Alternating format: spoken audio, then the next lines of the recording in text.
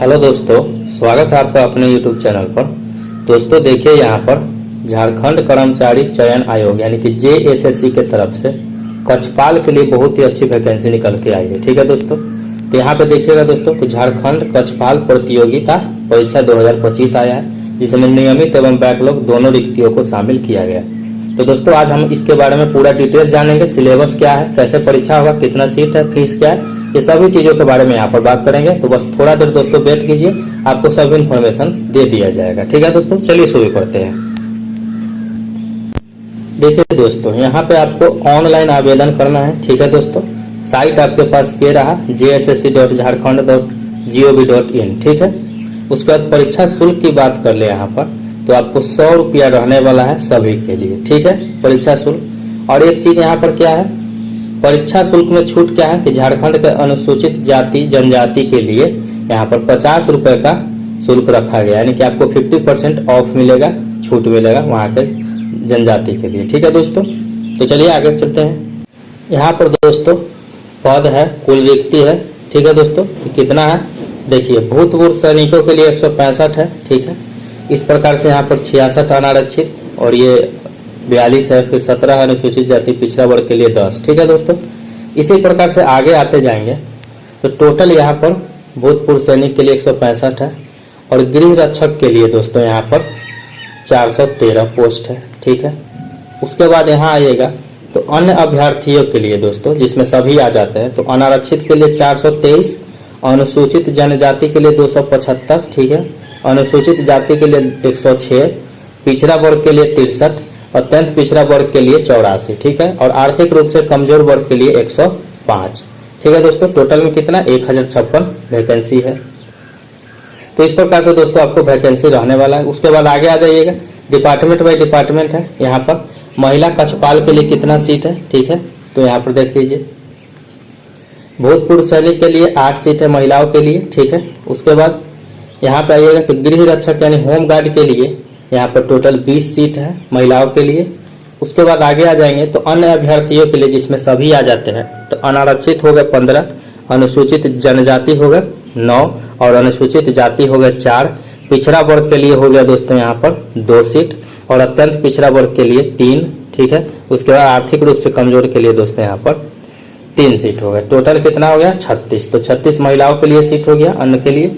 उसके बाद आगे चलते हैं दोस्तों, यहाँ पे देखिए दोस्तों, बैकलॉग वैकेंसी जो है, मतलब कि जो पीछे वैकेंसी छूट गया होगा उसका बैकलॉग रिक्ति का इस प्रकार से है। ठीक है, यहाँ पे देखिएगा तो टोटल में यहाँ पे 19 पोस्ट है और महिलाओं के लिए क्या है, महिलाओं के लिए 16 पोस्ट है बैकलॉग का। ठीक है, तो ये सभी पोस्ट पर यहाँ वैकेंसी निकली है। उसके बाद दोस्तों आगे चलते हैं। उसके बाद दोस्तों यहाँ पर देख लीजिए, पद नाम क्या है दोस्तों, यहाँ पर कक्षपाल है, पुरुष एवं महिला दोनों के लिए है। ठीक है, लेवल 2 का जॉब है, यानी कि आपका बेसिक पेमेंट ये यहाँ पर रहेगा दोस्तों 19,900। ठीक है, और बाकी अलाउंस उसमें जुड़ेगा। न्यूनतम शैक्षणिक योग्यता आवेदन जमा करने की अंतिम तिथि को, ठीक है, केंद्र सरकार हो राज्य सरकार द्वारा मान्यता प्राप्त शैक्षणिक संस्थान से न्यूनतम मैट्रिक कक्षा उत्तीर्ण होना चाहिए। मतलब किसी भी राज्य सरकार के बोर्ड से हो या केंद्र सरकार के बोर्ड से हो, न्यूनतम दोस्तों आपके पास 10th पास होना चाहिए। ठीक है दोस्तों, आगे चलिए। उसके बाद दोस्तों यहाँ पर देखिए शारीरिक मापदंड, तो देखिए यहाँ पर कोटि है, ऊंचाई है और सीना है। ठीक है, तो अनारक्षित, आर्थिक रूप से कमजोर वर्ग, अत्यंत पिछड़ा वर्ग, अनुसूचित एवं पिछड़ा वर्ग के लिए क्या है, न्यूनतम दोस्तों आपके पास 160 सेंटीमीटर, ये दोस्तों पुरुषों के लिए बात किया जा रहा है, 160 सेंटीमीटर होना चाहिए। और सीना जो है दोस्तों आपका 81 होना चाहिए। ठीक है, न्यूनतम। उसके बाद अनुसूचित जनजाति अनुसूचित जाति के लिए बात करें तो न्यूनतम हाइट 155 सेंटीमीटर होना चाहिए और सीना की बात करें यानी चेस्ट की, तो यहाँ पर दोस्तों न्यूनतम 79 होना चाहिए। ठीक है दोस्तों, आगे चलिए। महिलाओं के लिए बात करें तो कक्षपाल में महिलाओं के लिए दोस्तों, महिला के सभी कोटि के लिए न्यूनतम 148 सेंटीमीटर हाइट रखा गया है। ठीक है दोस्तों, तो हाइट यहाँ पर लागू किया गया है। उसके बाद दोस्तों शारीरिक दक्षता परीक्षा के अंतर्गत इसमें क्या निम्नलिखित मापदंड के अनुसार दौड़ आयोजित की जाएगी, जिसमें कि पुरुषों के लिए 1 मील यानी कि 1600 मीटर का दौड़ करना है 6 मिनट में। ठीक है दोस्तों, और महिलाओं के लिए 1 मील यानी 1600 मीटर का ही दौड़ रहेगा, लेकिन टाइम बढ़ जाएगा, 10 मिनट हो जाएगा। ठीक है दोस्तों, तो ये ध्यान में रखना है कि फिजिकल का सिलेबस क्या है। उसके बाद दोस्तों यहाँ देखिए, उम्र की गणना 1/8/2025 के आधार पर की जाएगी। ठीक है दोस्तों, उतने तक आपका न्यूनतम 18 वर्ष होना चाहिए, ये सभी के लिए है। और अधिकतम उम्र क्या है, अनारक्षित आर्थिक रूप से कमजोर वर्ग पुरुषों के लिए 25 वर्ष है। ठीक है, गृह रक्षक के लिए 30 वर्ष और भूतपूर्व सैनिक के लिए 45 और सहायक पुलिस के लिए 35 वर्ष। ठीक है, उसके बाद आगे आ जाएंगे तो अत्यंत पिछड़ा वर्ग एवं पिछड़ा वर्ग के लिए यहाँ पर दोस्तों अन्य अभ्यर्थी के लिए हो जाएगा 27 वर्ष जो बाहर से भर रहे हैं, और गृह रक्षक यानी होमगार्ड के लिए 32 वर्ष हो जाएगा, भूतपूर्व सैनिक के लिए 45 और सहायक पुलिस के लिए 37 वर्ष हो जाएगा।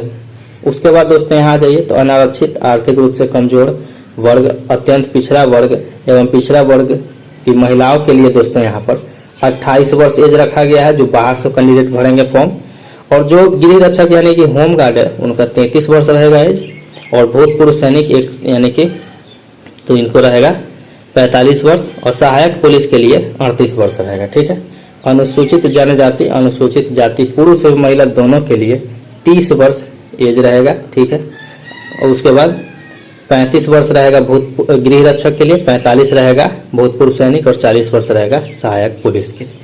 तो दोस्तों ये एज का क्राइटेरिया है, अच्छे से देख लेना है। ठीक है, आगे चलिए देखिए दोस्तों ऑनलाइन करने की तिथि क्या रहेगी।